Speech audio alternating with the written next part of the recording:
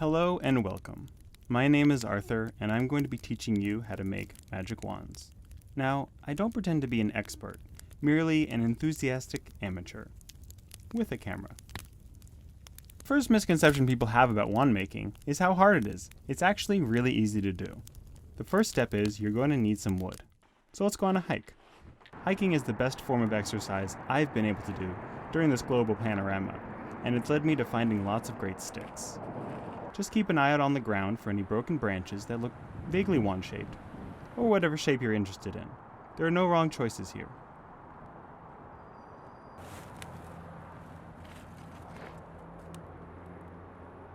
Ah yes, this will do nicely.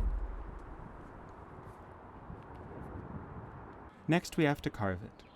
Remember to always carve away from you and keep all body parts and body parts of your allies away from the direction of the knife.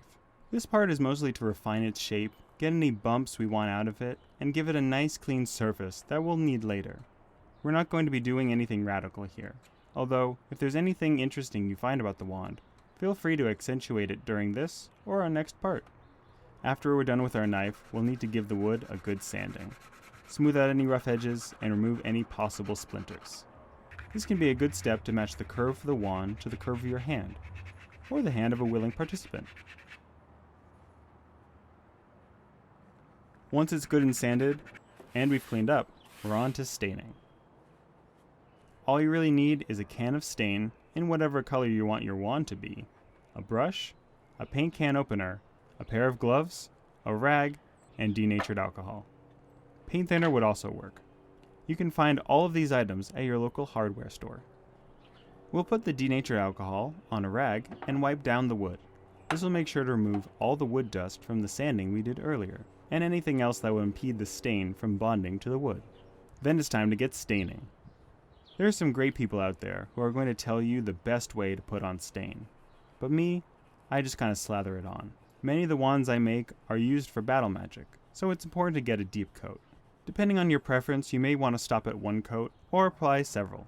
The more coats, the deeper and darker the color will be, so use your best judgment. I find at least 2 coats is good to keep my wand protected for the world ahead.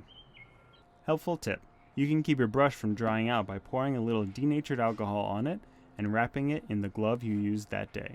That way you're not throwing away dried stain-filled brushes. Our next step is optional depending on if you want, need, and/or have a wood burning kit. You can find them pretty cheap online, although they are one of the more dangerous parts of this, so use caution. I find a wood burning kit to be well worth it. You can add some gnarly scars onto the wood, create cool designs, or even sign your initials. The last part of our adventure here together is imbuing our wand with magic.